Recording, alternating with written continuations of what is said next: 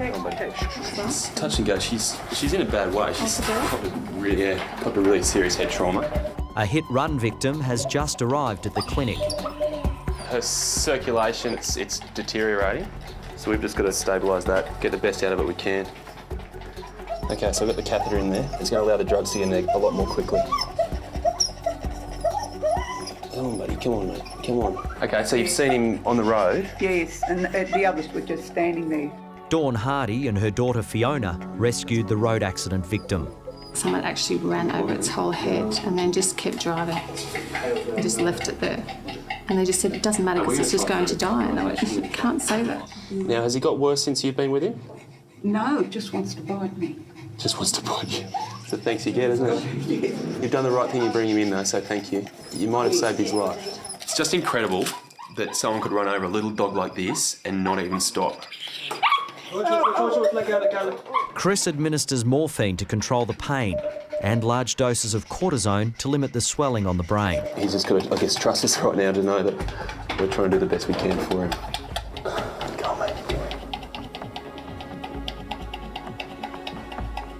That bruising, that area there should be white. He's got an enormous amount of trauma to his skull, and it's amazing he's actually alive. He's a walking miracle, or a lying one right now. And, that blackness there could even be rubber off a car tyre, so... And it looks like most of the impact's gone through his skull there, but the wheels managed to find a way to hit there as well. With the dog's life hanging in the balance, Chris hasn't had a chance to check the sex. Turns out it's a little girl. See that stiffness and that rigidity? It's a really upper motor neuron, so and that could be skull trauma, it could be high-level spinal injuries up here. It may just be all shock, and just as a result of the head trauma, which would be great. Can we just get that scanner in here now? Neil scans for a microchip, which contains details for the terrier's owner.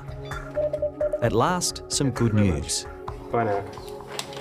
The dog's registered, but they're not able to contact the owners yet, so we'll just have to wait and see what happens. So, I'm just going to have a look here and see if there's a response to the light here. There's a slight response there, not a huge one though. The fact there is a response there, I guess, is a positive, but there's a lot more negatives than there are positives right now. How you going? Stephen, is it? How you going? I'm Chris. Owner Steve Duggan has finally been found. Bad little bit of time you have, haven't we? Yeah. All right, do you want to come through and we'll have a look at Jackie for you? Oh, Jackie. She had a massive impact on that car, and I mean the fact she's even here is a minor miracle in itself. But she's smelling you now. Hello, Jackie. Jackie. The way she responded to Steve's smell, I thought was just amazing. She was using every last bit of energy to get up and see him and just be close to him. And then Steve tells me she's just 14 months old. Jackie's his best buddy, and that's cruel. I got her as a companion because I live by myself. I wanted a dog to have a bit of company. I know, Jax. I know. Oh, you're always so excited to see me, aren't you, Jackie, eh? Unconditional love.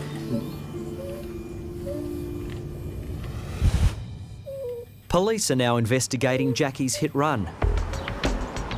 Steve's friend had taken the terrier for a walk and tied her up outside a local hotel for just a few minutes. Security camera vision shows a stranger untying the terrier and stealing her lead. Why do you steal a $3 leash? It's just criminal. I know, Jax. Thank you. Obviously, she can't be anything like she was before. But I'm just worried about her quality of life. I'd love to be able to just give Steve some sort of reassurance that everything's going to be okay, but it's just not really possible right now. Stay there, Jackie. You go have a sleepy. As Steve says goodbye to Jackie, he knows his best friend needs a miracle.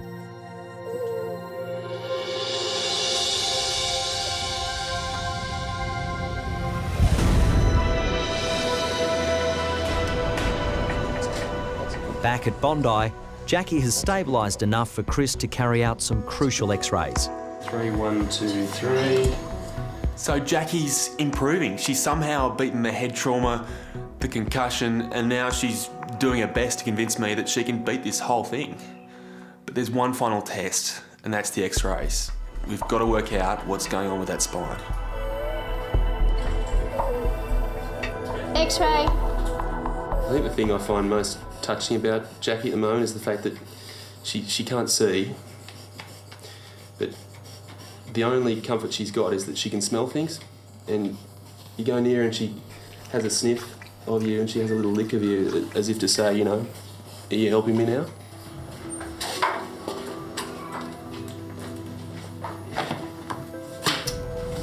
It's not looking good. That's a really serious spinal fracture there. So she's got a severed spinal cord. As if she hasn't been through enough already. Exactly. I mean, she's tough, but she's not that tough.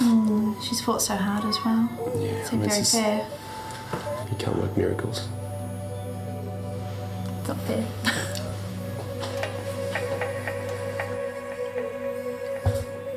I'm sorry, girl.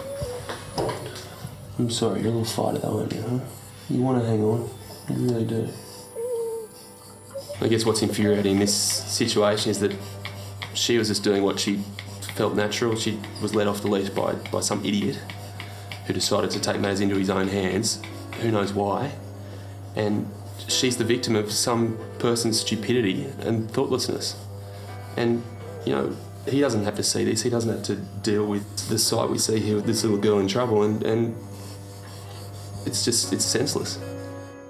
It never gets any easier. In fact, it sometimes gets harder, particularly as you get to know the animal and the people involved. We know with the animal that we would never let them suffer, but it's really hard for the people. That's what breaks your heart. It breaks my heart. Jackie's owner, Steve, decides to put his best friend out of her pain.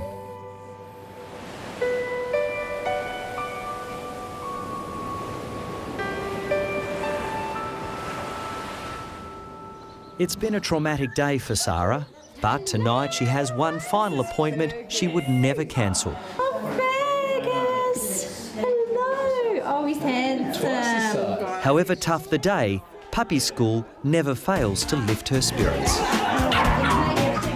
I actually get really happy again with puppy school. It's like a buzz.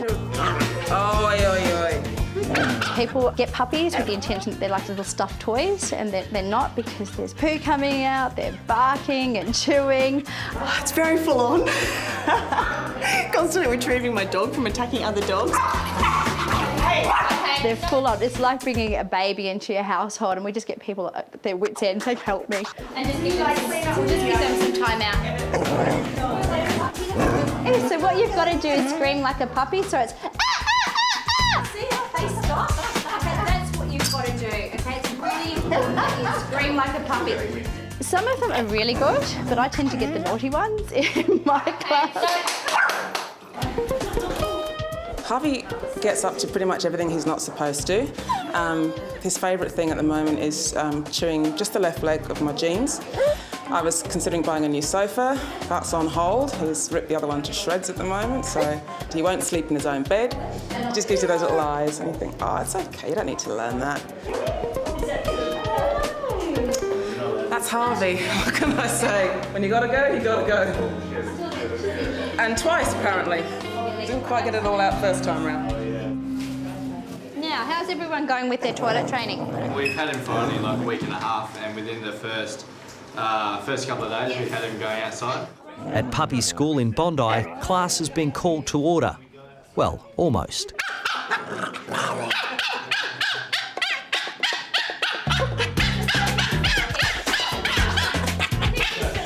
Tonight there's a big test.